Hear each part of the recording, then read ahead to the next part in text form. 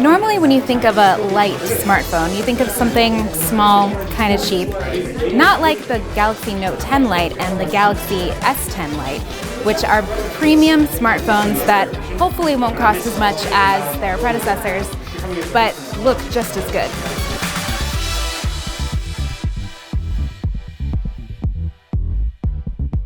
The Note 10 Lite and the S10 Lite don't look like they make any sacrifices. They both have massive 6.7-inch Super AMOLED Full HD Plus displays, triple lens cameras, and they look pretty good.